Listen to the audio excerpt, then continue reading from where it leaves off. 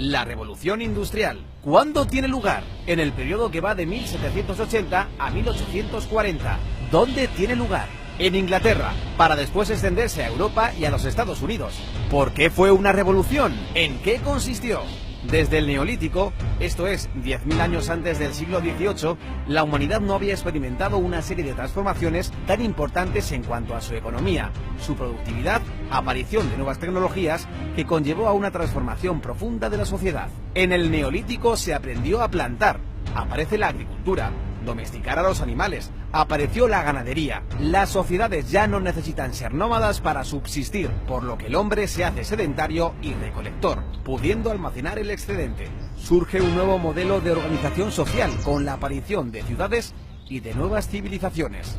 Con la revolución industrial se va a vivir otro salto cualitativo en la forma de vivir. Se va a pasar de un sistema rural de producción manual, basado en la agricultura, a un sistema de producción industrial en las ciudades. Vamos a desgranar cómo van apareciendo estos cambios. Nos situamos en la segunda mitad del siglo XVIII. En Inglaterra, las 13 colonias británicas en América acaban de independizarse, hecho que marca el inicio de la Edad Moderna. Es la época de las revoluciones liberales y el derrocamiento del antiguo régimen. Desaparece el poder absoluto del monarca. Los súbditos se convierten en ciudadanos que van a poder tomar decisiones sobre su propio destino. Desaparece la brecha social entre los privilegiados y el pueblo llano, con el surgimiento de una nueva clase social, la burguesía, una clase revolucionaria enfrentada a los estamentos de los privilegiados. ¿Por qué la revolución industrial comienza en Inglaterra? En Inglaterra se había instaurado 100 años antes el sistema parlamentario, definido ideológicamente por el liberalismo de John Locke, basado en la división de poderes, la economía de mercado y la libertad individual. Este modelo fue copiado después por Estados Unidos, Francia, España y es el modelo que se usa hoy en día en casi todos los países democráticos.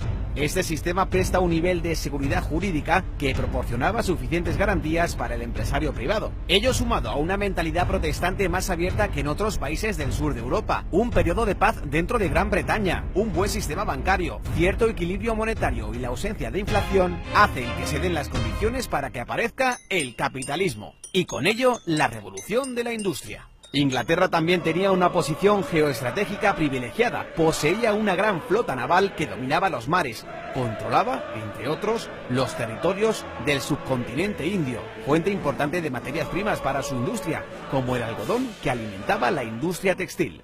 El proletariado. Con el nacimiento de la burguesía nace también el proletariado, los trabajadores o clase obrera que carece de propiedades y medios de producción, por lo que para subsistir se ve obligada a arrendar sus fuerzas de trabajo a la burguesía propietaria de los medios de producción. Las condiciones laborales de los trabajadores eran todavía muy precarias, con largas jornadas de trabajo y malas condiciones sanitarias. Pese a esto, supusieron un gran avance respecto a épocas anteriores. Hubo un éxodo del campo a las ciudades. Las grandes ciudades mejoraron su alcantarillado y mejoraron las condiciones de salubridad.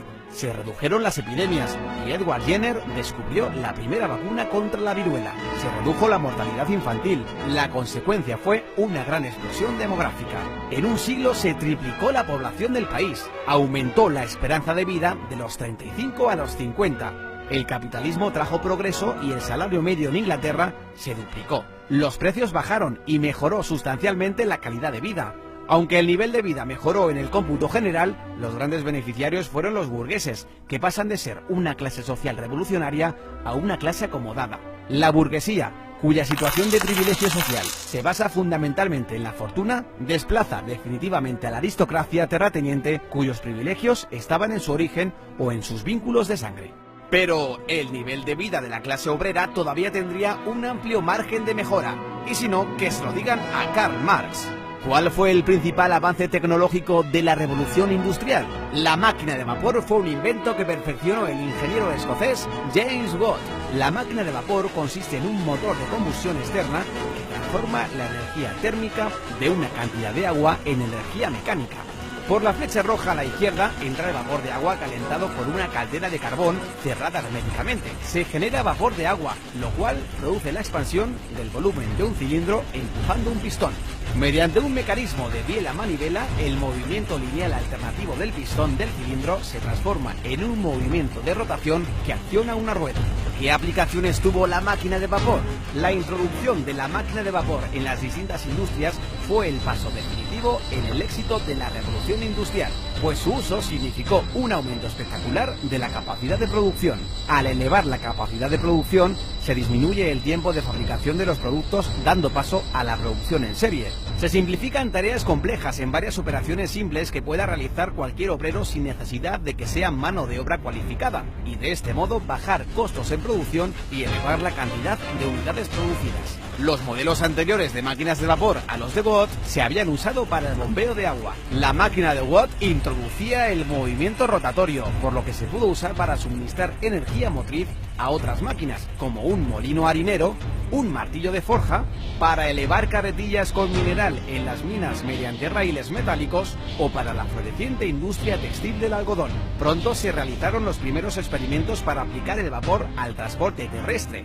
George Stephenson, que comenzó experimentando con el transporte de grandes cargas en las minas de carbón, puso a punto su primera locomotora. La construcción del ferrocarril de Liverpool a Manchester en 1829 consolidó su fama para siempre. El ferrocarril permitía transportar materias pesadas a 40 km por hora, una velocidad antes impensable, acortando extraordinariamente el tiempo de los desplazamientos y permitiendo vertebrar el comercio interior, escasamente desarrollado hasta entonces. El volumen de los intercambios se multiplicó. También se aplicó el vapor en otro ámbito de la industria del transporte, la navegación fluvial y marítima, con la invención de los barcos de vapor. Otro avance digno de mención fue el alumbrado público de gas. Las ciudades se convirtieron en lugares más seguros para viajar. Al instalar lámparas de gas en las calles, se redujeron las tasas de delincuencia. Al final de la revolución industrial, las ciudades se habían transformado. La población de Inglaterra se había triplicado. Las ciudades de Birmingham y Manchester prosperaban como ciudades textiles. Ruedas mecánicas tejían su tela y sus chimeneas echaban humo sin parar. Aparecieron ferrocarriles modificando y vertebrando el trazado de las ciudades. Y en los muelles, barcos de vapor. La vida cobró nueva animación. De una nación que labraba el campo, Inglaterra de pronto se había convertido en la primera nación industrial del mundo. Pero todo esto solo es el principio, pues a partir de 1850 entramos en la segunda fase de la revolución, conocida como la Segunda Revolución Industrial.